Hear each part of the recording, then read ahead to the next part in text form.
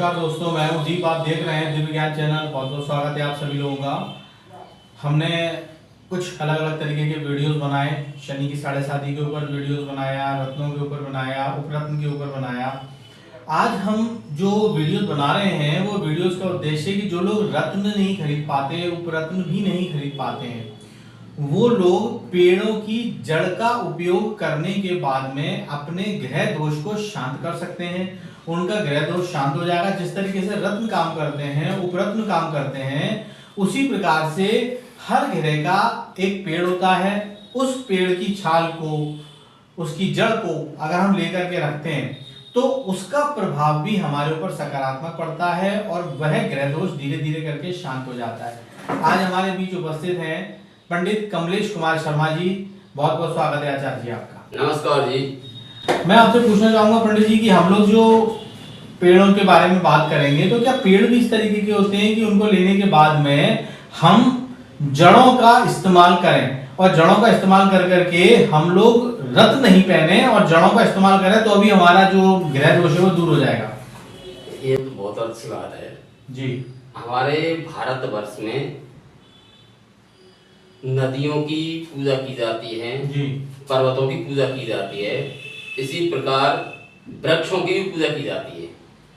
कई प्रकार के वृक्ष हैं जिनको हम पूजनीय मानते हैं और उनकी पूजा करने से हमको फल मिलता है, जैसे पीपल है, बरगद है, कई अन्य पेड़ हैं।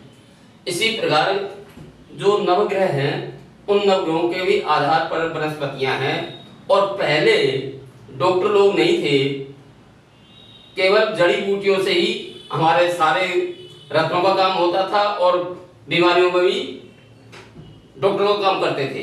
बिल्कुल सही कहा आपने पंडित जी की पहले जो जड़ी बूटियां होती थी, औषधियां होती थी, उन्हीं के आधार पर इलाज किया जाता था और बहुत कारगर होती थी, बहुत सटीक इलाज होता था। तो उसी आधार पे आज हम चलते हैं कि जैसे सूर्य है जी, सूर्य का माणिक्य रत्न होता है जी, और अकौआ जो आंख होता है उसकी जड़ भी वनस्पति के रूप में, औषधि के रूप में काम करती है, उसका भी प्रयोग हम कर सकते हैं। जी।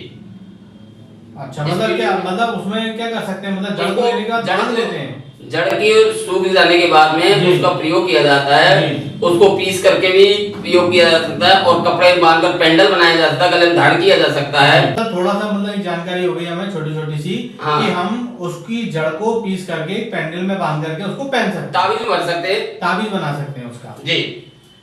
किसकी जड़ पंडित जी? खिरनी। खिरनी की जड़। जी। तो ये पौधा कैसा होता है? ये पौधा अकौआ जैसा ही होता है, थोड़ा बड़ा होता है। जी। उसके बाद मंगल का पंडित जी? मंगल का आता है तो मंगल में जटामासी होती है, जटामासी होती है, मूंगा रत्न होता है और जटामासी उसकी जड़ होती है, वनस्पति होती है जिसको हम कर सकते हैं। बुध ग्रह के लिए, बुध के लिए पन्ना नव होता है जी। और विधारा की जड़ वनस्पति के रूप में प्रयोग की, पन्ना नव होता है जी। और विधारा की जड़ वनस्पति के रूप में प्रयोग की जाती है। कौन सी जड़ पंडित जी? विधारा। विधारा की जड़। जी। यानी विधारा की जड़ का इस्तेमाल करके हम बुध ग्रह को शांत कर सकते हैं। बृहस्पति के लिए पंडित जी? बृहस्पति के लिए केले की जड़। केले की जड़। जी। बृहस्पति के लिए केले की जड़ का प्रयोग किया जाता है। इसी प्रकार से शुक्र के लिए, शुक्र के लिए गूलर की जड़। गूलर की जड़ का हम इस्तेमाल और करते हैं। हीरा उसका रत्न होता है जी। और शनि के लिए हम ले सकते हैं शमी की जड़। शमी की जड़ को ले सकते हैं जी। शमी की जड़ का हम इस्तेमाल कर सकते हैं। राहु के लिए पंडित जी? राहु के लिए दूर्वा है दूर्वा और हाथी दंत है, हाथी के दांत। दूर्वा और हाथी दंत का इस्तेमाल करते हैं। इसी प्रकार केतु के लिए लहसुन या उसका रत्न होता है जी। और डाब बोलते हैं कुसा को, जी। कुसा की जड़ प्रयोग की ली जाती है। यानी कि हम अगर रत्न पहनना चाहते हैं, नहीं पहनना चाहते, उपरत्न नहीं पहनना चाहते, तो वनस्पतियों का उपयोग करने के बाद भी हम अपने ग्रह दोष को शांत कर सकते हैं। बहुत बहुत धन्यवाद पंडित जी, बहुत बहुत धन्यवाद आपका। नमस्कार जी।